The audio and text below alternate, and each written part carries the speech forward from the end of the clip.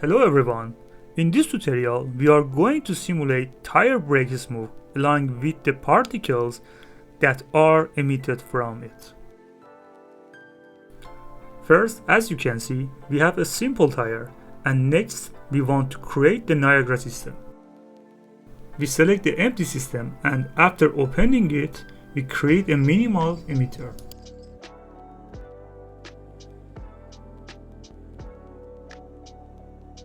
After renaming the emitter, we add the spawn rate to emitter update. This way our first particle is created. We set its value to 1000. Since we need a large number of particles. We adjust the lifetime to 3 seconds and also set the sprite size to 3.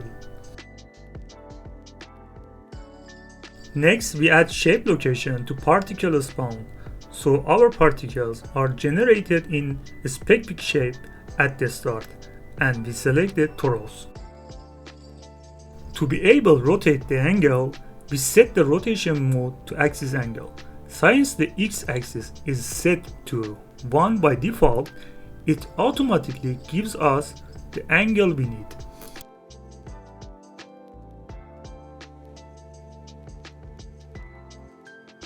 Next, we add vortex forces and click fix issue, so we get some rotational motion. Of course, we need to adjust its angle.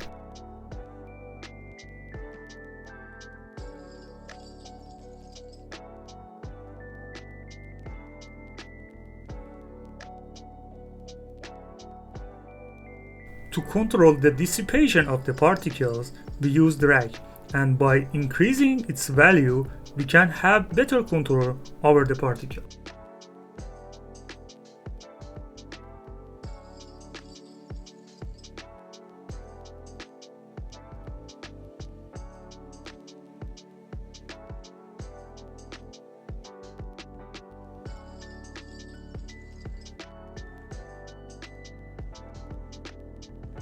To control the size of the particles, we use a scale sprite size, which gives us a curve that allows us to control their size from the moment they are spawned until the end of their lifetime. After generating the particles, we need to add a smoke. For this, we add set fluid source attribute. Make sure the Niagara Fluids plugins are enabled beforehand. Next, we add the gas master emitter.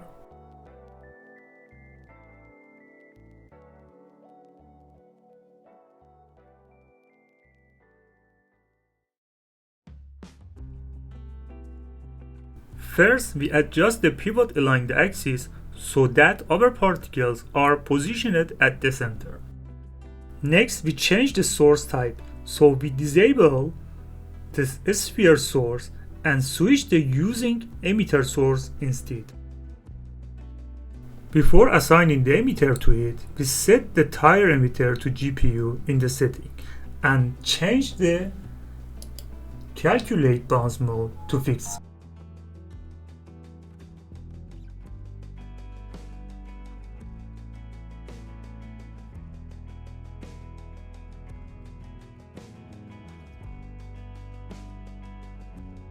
Now we can assign our emitter to it, and after compiling and saving, the smoke will appear.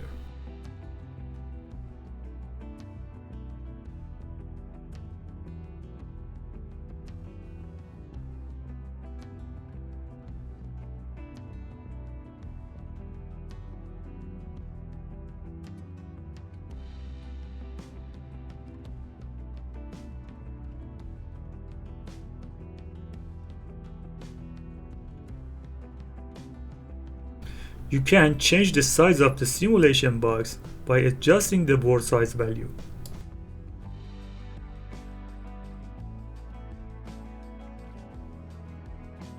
Next, to make sure the smoke interact properly with the ground after being generated, we disable the open boundary -z option in the collision settings.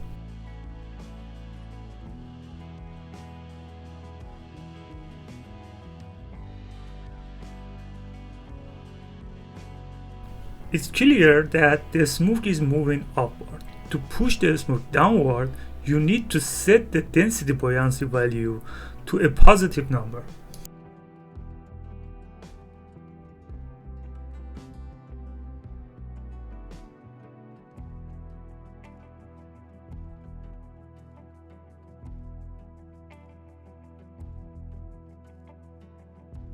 If you want to increase how quickly the smoke dissipates, you can raise the density dissipation rate.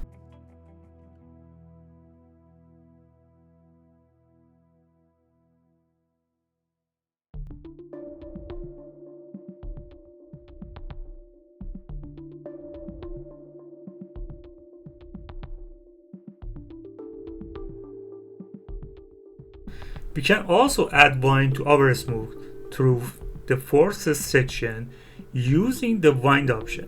By setting its direction and adjusting the wind magnitude, we can control both the direction and the speed of the wind.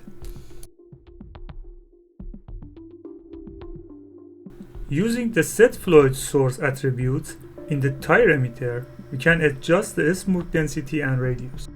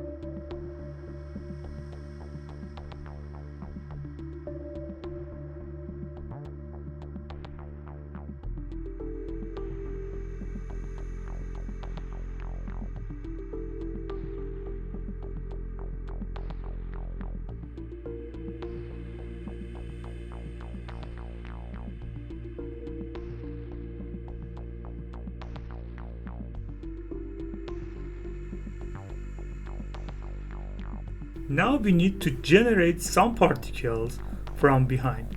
We need to add another emitter.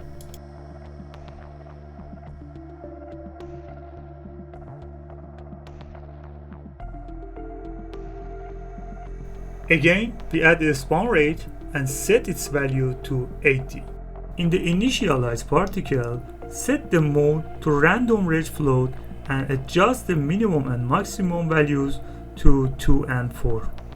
For sprite size, set its mode to non-uniform. We choose the multiply vector to d by float and change the float to random range float and set its value to range from 3 to 6 seconds. Now we add shape location and set its mode to cone, and we also reduce its radial angle. Next, we add velocity so we can create motion in the particle.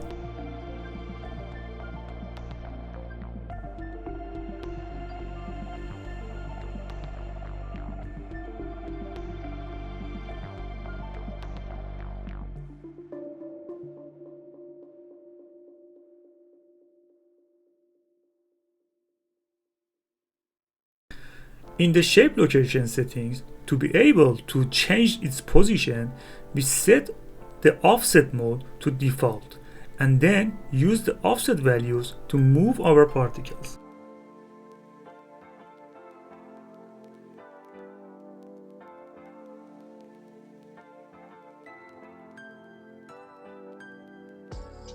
In the velocity settings, we set the mode to random range vector and assign values based on the direction we want the particles to move.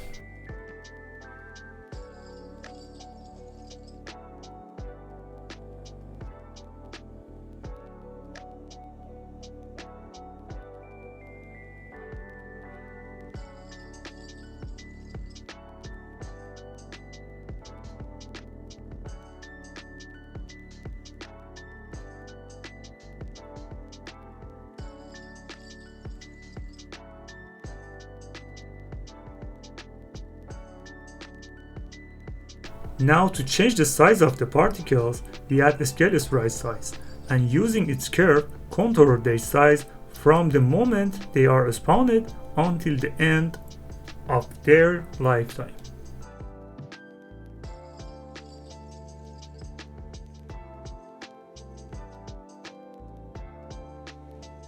Now we add the gravity force and set its mode to random range vector.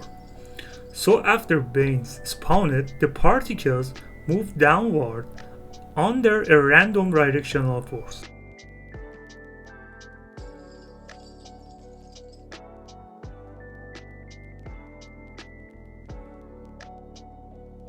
Now we can import our particles into the scene and test them around the wheels.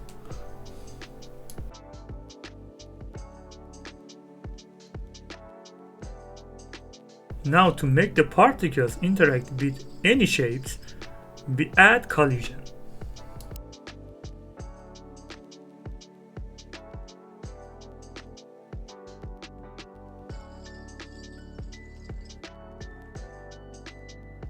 Now we can enable our smoke emitter and also change the color of the emitter particles from initialize particles setting.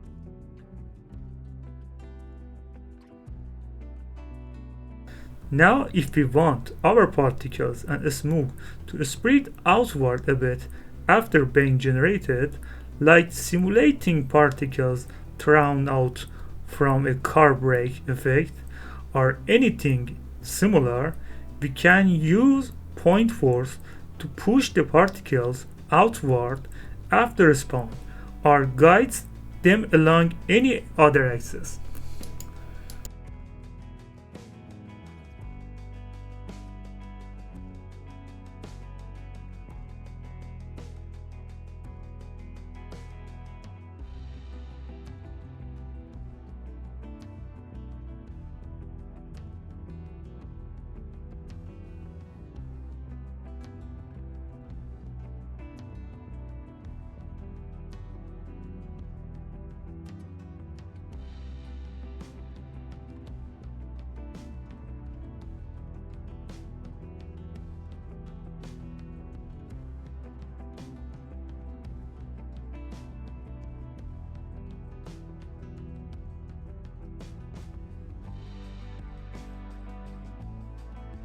You can also increase the rotation speed by adjusting the vortex force settings.